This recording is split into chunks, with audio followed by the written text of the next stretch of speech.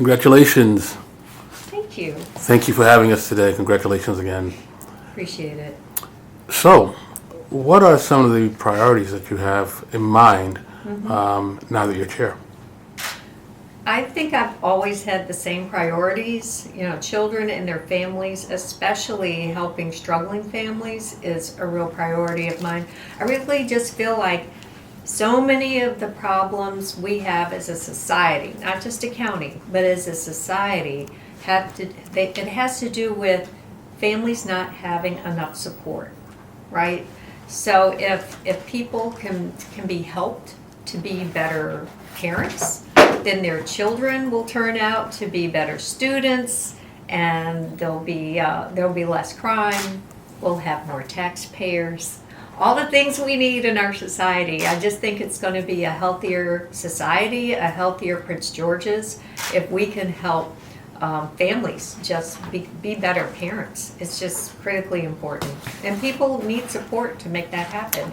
If you don't have a good job, or if you're working 3 jobs to make 1 good salary, then you're not home to tend to your children's needs. You're not able to know what's going on in their lives and to help direct them in the right way.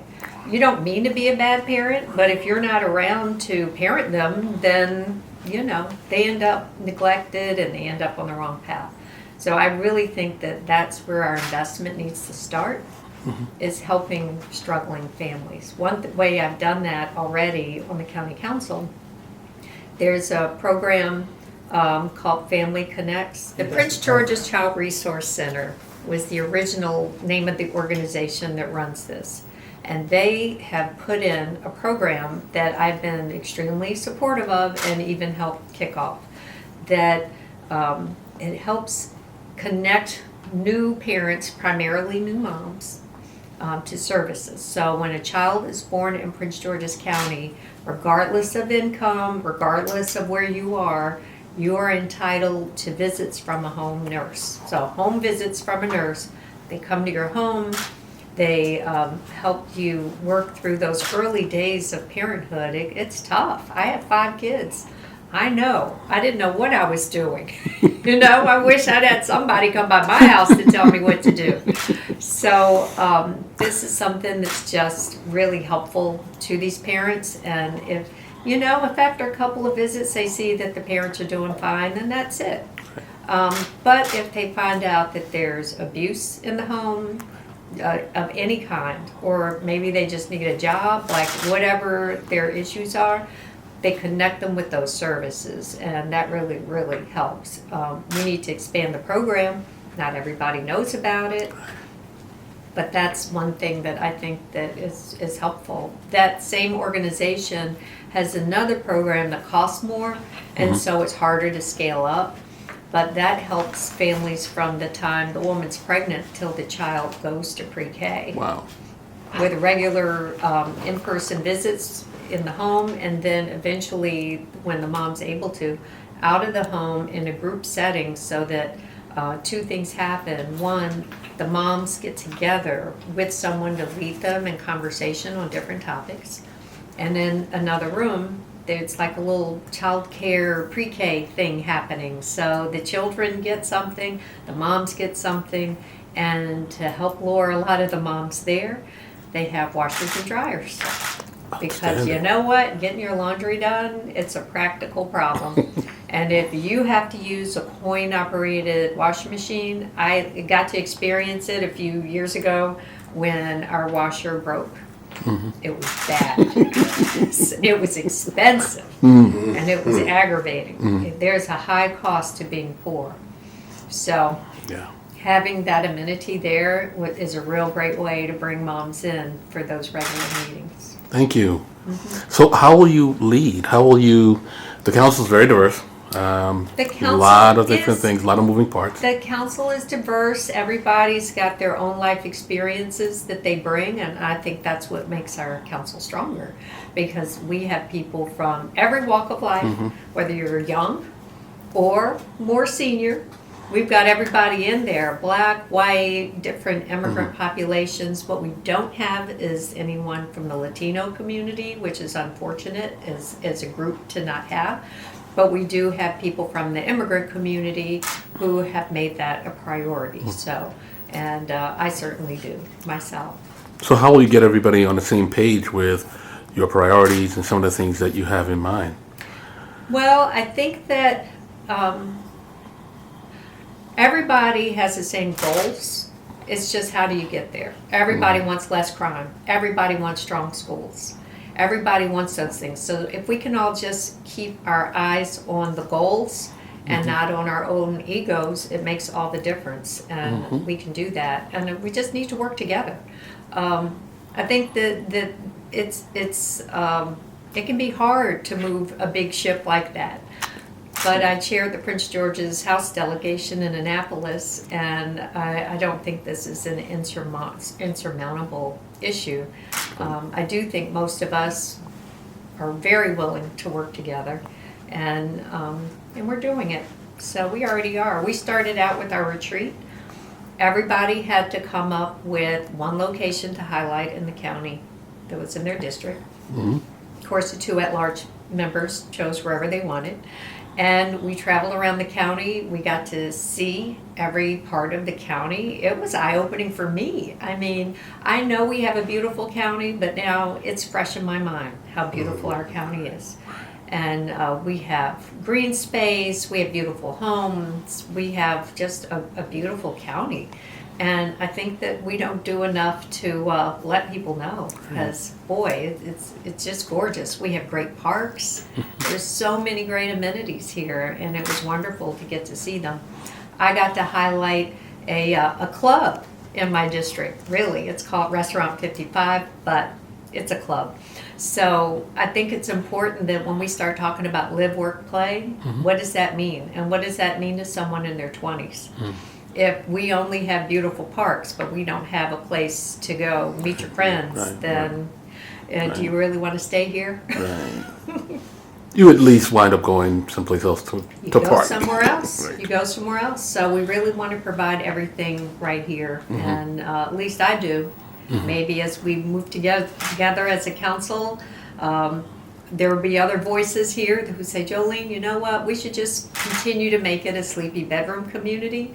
Maybe that's the right thing to do. I don't know. But I think that we need to be willing to consider all these things. You know, I've put a big focus on aging in place. So it's something that we talk about, but what do we do about it? So a big thing that we just passed a few months ago will ultimately go into effect, I think it's January 1st, 2026, which we're working towards that goal to make sure we're ready. But that is so that there's a universal design in mind when houses are built. So that whether you're in a wheelchair and suddenly, or you're in a wheelchair because you're just getting old and you just get to that point, whatever the reason is, you're able to get into your home. Right? If you, through zero entry. So to be able to roll into your home, or if you're on a walker, or you just broke your foot, or whatever just happened to you, whether it's temporary or permanent, everybody's going to need help at some point. That is true. And if you have a bathroom on the first floor, that makes your life possible, right? Right. I had foot surgery last year, and if we didn't have a bathroom on the first floor, I don't know what I would have done. So, when we bought the house we live in now, we had in mind that one day we might have parents who need to move in with us. And indeed, that did come to pass. My dad lived with us for the last 5.5 years of his life, and it was wonderful to have him with us. But we couldn't have done it if we didn't have a bathroom on the first floor that had a shower. And in fact, when we built an addition on our house because it was too small. We had a lot of kids. So when we were building that addition, we built that addition with that in mind. So we added a shower. It's got a bench in it you can sit on, and that really helped my dad. There's a room on the first floor we were able to convert into a bedroom for him, and he was able to live with us. Had he just come to visit, he could have made it into the house to visit. You could stay longer than 2 hours because there was a bathroom that he could get to. But I think he only went up the stairs in our house twice and in 5.5 years. And both times I had to have help. You know, he couldn't get up those stairs. He was 93 when he passed. And so, in any event, it was those kind of considerations that the county council can have an impact on. We just need to make it happen. It's easy to say we need to age in place, but then if we don't provide housing that makes that possible, it's just another talking point. I got to ask you this. So what motivates you? You come from a strong Prince George's County family, a political family. You guys are doing it all the time. You're constantly on because you are working in the state, in the county. What motivates you? You know, I guess my life motivates me, all our life's experiences. I know that when we first started having children, and for me it was a priority that I stayed home with them. So we lived in a house that we could afford on one income. And we didn't have new cars. In fact, to this point in our lives, we have never owned a new car, nor will we. But you know, we were able to live a life that worked for us. And everybody doesn't want to do the same thing. But during the time I was home with my kids, one thing I found is that I was getting lonely. I didn't have other moms like me to talk to. I had, in the neighborhood we lived in, the moms who were home were white. And, you know, I mean, my mom was white. So it's nothing against white people. However, there is something about talking to another black mom, in this case, who's had the same experiences growing up, and who knows that you can't let your kids eat the food in the grocery store until it's paid for. My white friends did not have that mindset, and it really amazed me to see them go through a grocery store and they get the grapes or whatever. I mean, forget the point that they're not been washed, but they would let them eat the food, and then when they would get to the checkout, they would just pay for it then. They weren't stealing, but they were, you know, oh, here, you can have this candy bar here, and then we'll pay for it there. I knew that wasn't going to fly, so I had to teach my children something different. Like, it's not yours till it's paid for, and if you ever do that, not only am I going to kill you, you might end up in jail. So my kids weren't raised that way. But I needed other mothers who had that mindset, and so I ended up starting MOCA Moms, which is a support group. At that time, it was for at-home mothers of color. Now it's just mothers of color, not at home, but, you know, just all across the country now. We have many, many chapters. We have a couple of chapters right here in Prince George's County. And it's just wonderful. It's been around over 25 years now. And it's just such a great organization. And I know that the need that I felt in my life at that time, that organization is helping new moms today. And I meet them. I occasionally go to a meeting, not that often, but I do go. And then they'll tell me how much this organization means to them. And they don't even know who I am. It's not like they're saying, oh, Jolene, you're a founder. We really appreciate what you've done. They're just saying, isn't this a great group? I was lonely, and now I have this community. And now there's all this public service we can do together. So, you know, my own life experiences inform that. My life experience as a mother of a daughter of a senior. I mean, I needed to be able to deal with healthcare issues and how do you get your parent to stop driving when they shouldn't be driving anymore, and at the same time you're dealing with potty training. I mean, all these things are happening at once. So I think my own life is what motivates me. And when I saw an opportunity years ago, when I saw what you could do with public service, and I got to directly see that, you know, with my husband. I mean, I'd been involved in Jesse Jackson's campaign when he ran for president. I was excited to be a part of that. I was Ben Cardin's press secretary. So I've seen what service can do, and then being married to Glenn when he was state's attorney, and now he's in Congress. But all those years to see what he could do in those roles. So for me, being able to run for office and being able to have an impact on people's lives that way, not just my MOCA Moms group, but many, many other people. So I enjoy what you can do with service. Thank you. I wanted to know what's next on your horizon. What's the future? I'm not a planner when it comes to my career. I really am not.